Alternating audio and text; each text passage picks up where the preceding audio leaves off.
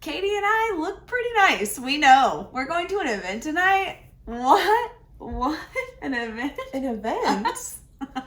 Oh my gosh. That's why I have eyeliner on. That's why I look better than normal. You don't normally have eyeliner? No. Wow. This is when I'm really trying for people to be like mysterious, like, how is she doing this thing? It's incredibly sexy, but also wildly cute. Welcome back to Kristen and Katie Read. I am Kristen. I am Katie. And we like to read.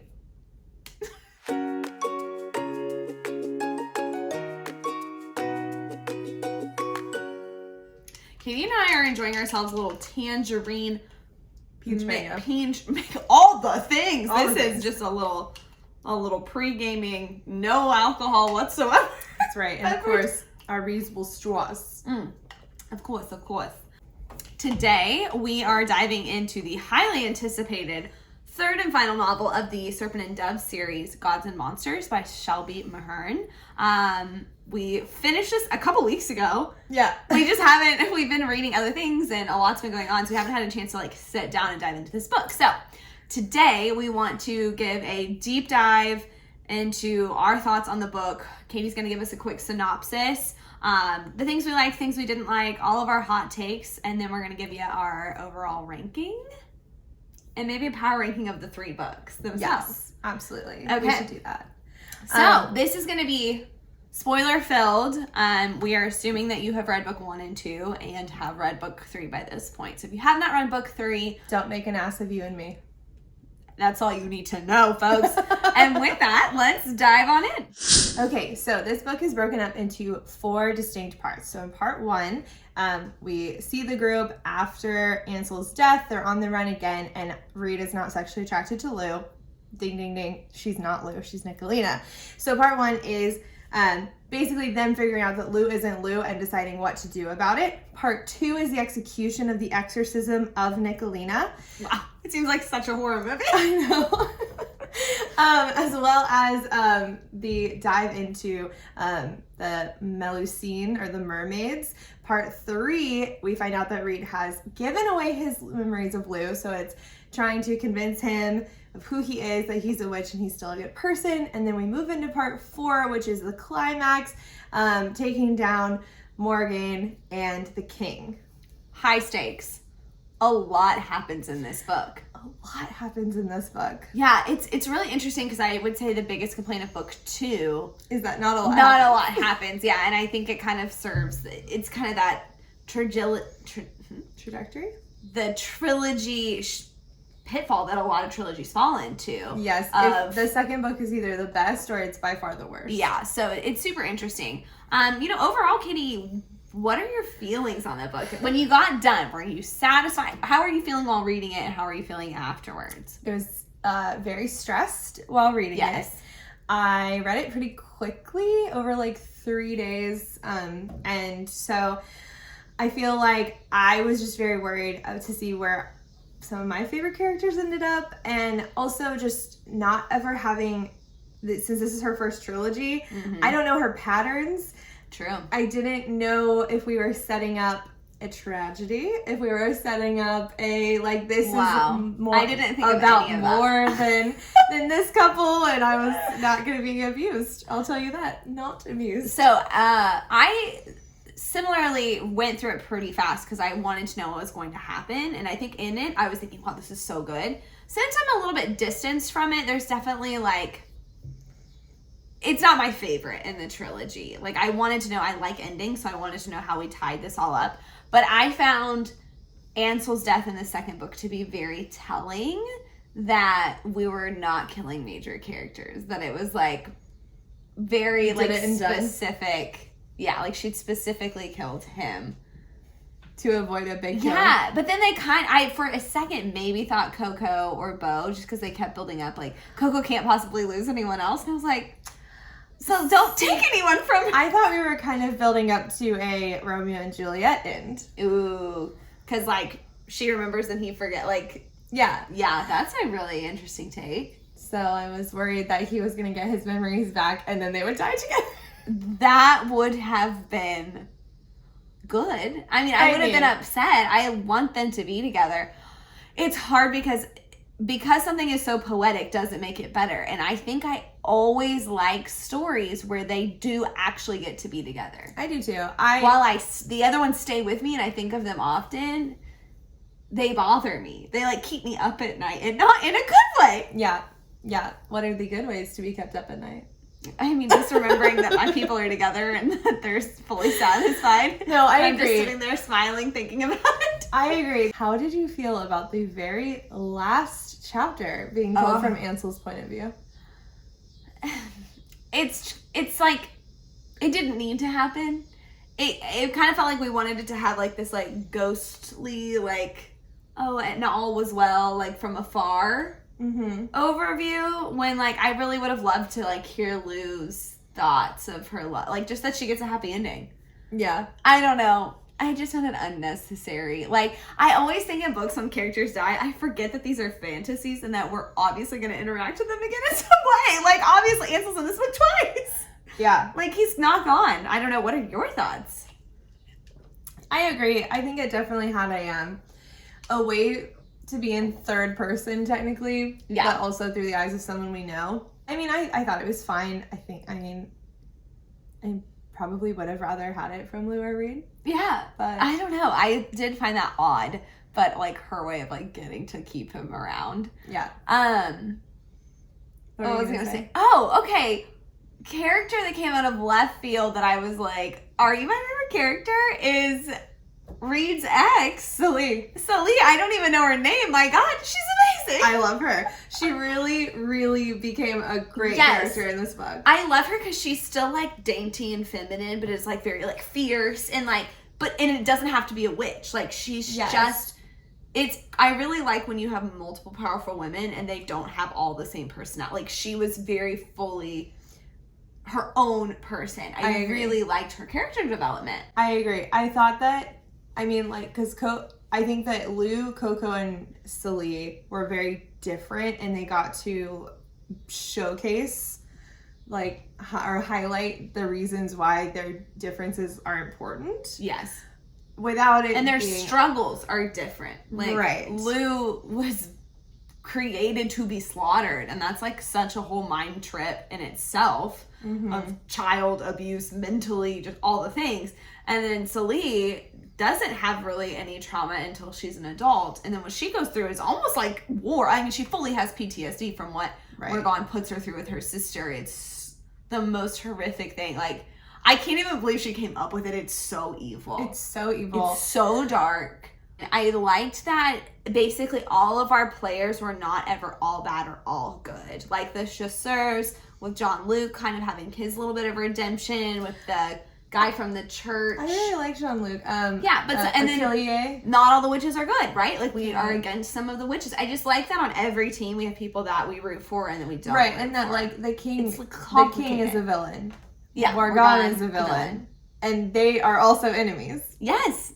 It's just like very, I thought, well layered. Agreed. I found that very impressive. Agreed. I did think now, with the title, Gods and Monsters. Wow. We leaned in, folks. And I think almost too much. Again, yeah, almost too much. I do think it was cool to like see another goddess, to see Devereaux come back. And that was interesting. It's just almost too much. Like her questioning like why Lou was so special, the goddess of the sea of I don't remember her name. I don't remember, Kate. There too much happened. It's interesting that like, I mean, my interpretation is that we find out that the witch who helps them get the pearls is the three-faced goddess. Yeah, like, that's what I thought. But maybe, who knows, honestly. But, so like we do see all three of them. But I do think it's interesting just like how heavy a hand they play. Yes. And it just seems kind of like... And then sometimes it's like, but they can't do some things, but then all of a sudden they would be doing things. Right. It almost... Like, their rules were not fully ironed out. It almost, like, takes away... Like, could Lou have done this by herself? I also really love that it's very poetic that she wanted to end the king's bloodline, he wanted to end her bloodline, and they actually brought the bloodlines together. Don't you feel like we should have seen them like have a kid just to like prove that like they come together? Yeah. Not just get married. It is interesting that the epilogue we get is just them getting married for real this time, I guess. Right. Like I would have expected like their kid to be like the flower girl or the reindeer or something. What right? I kind of wanted to like, see happen. Have the kid. Was like, and I very rarely want that kid. Of them just like in the first book having their fake marriage, in the second book having a real marriage, and then in the third book like the epilogue to a family having a kid. Yeah, K-team.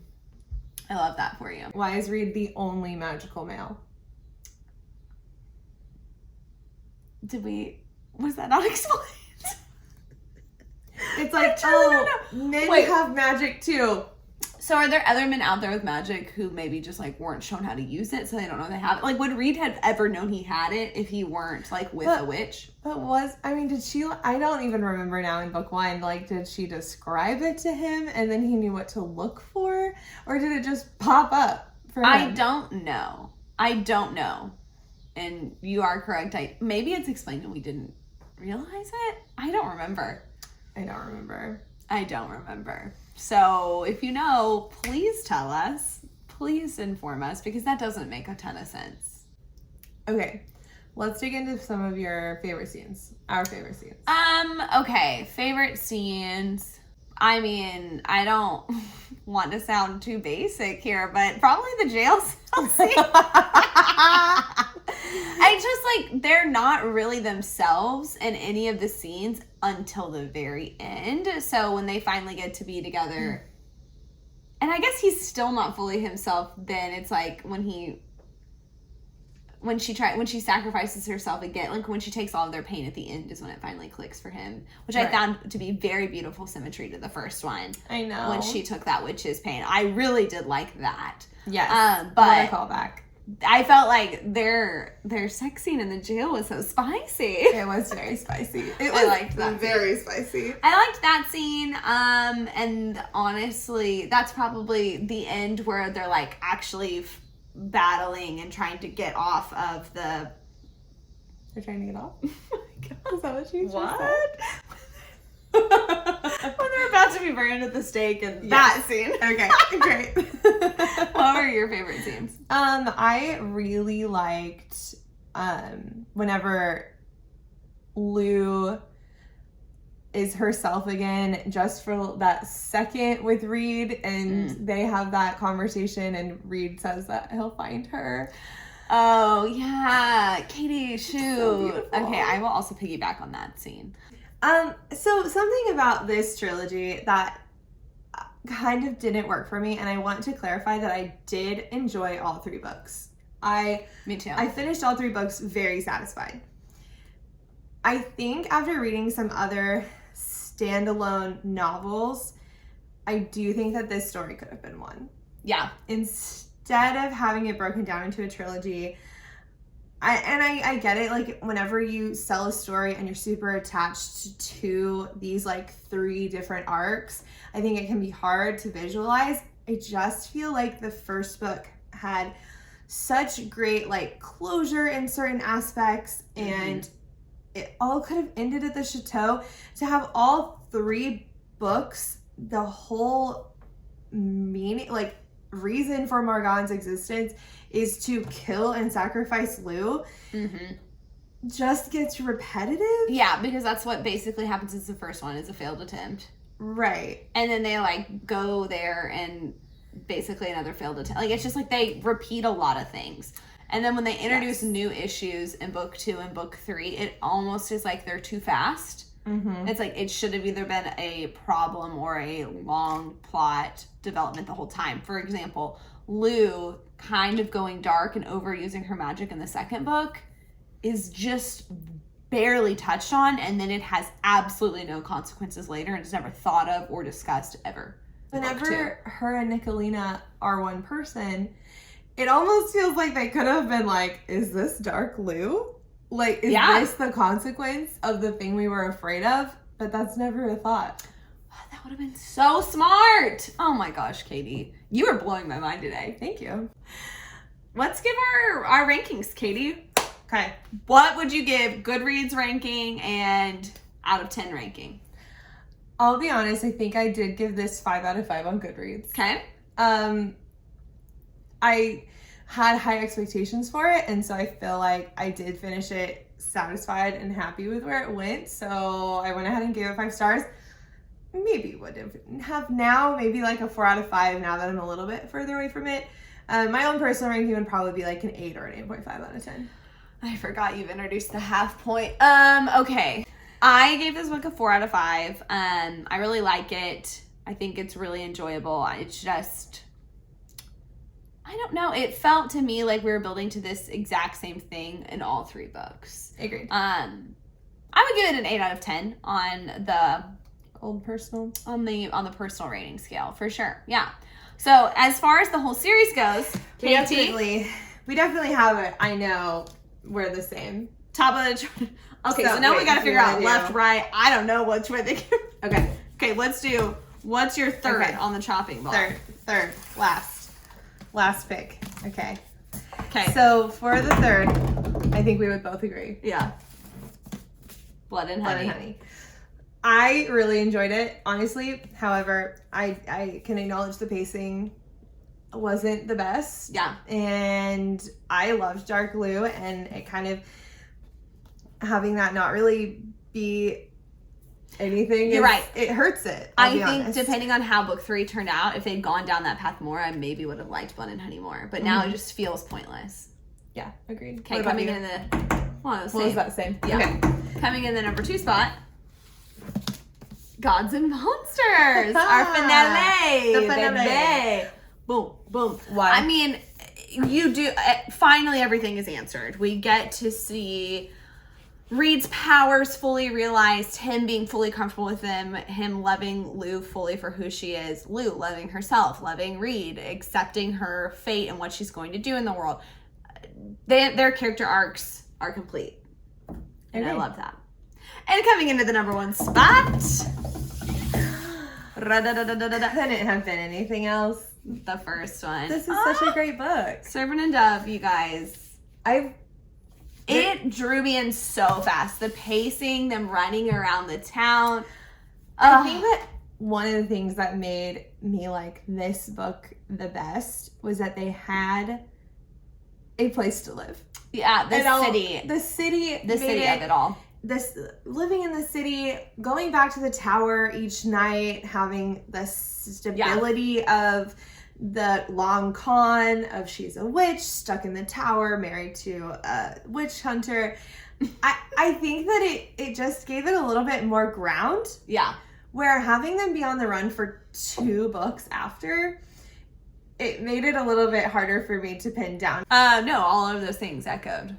Or as the kids say, retweet, baby. Double tap. Wait, double cap? What is it?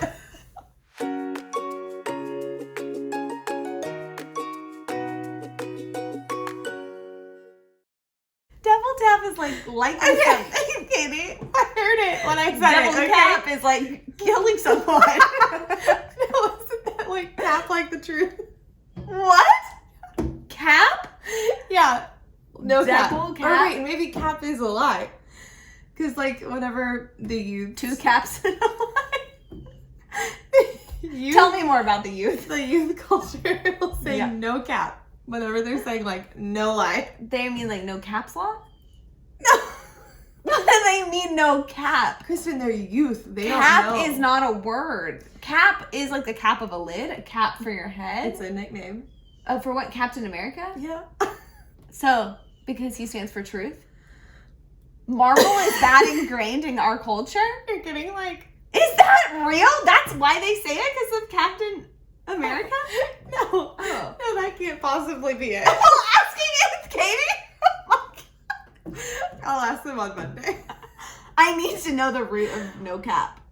I don't know. What's the root of this? Like, it means... Again, I need reasons for this. Ice in my veins.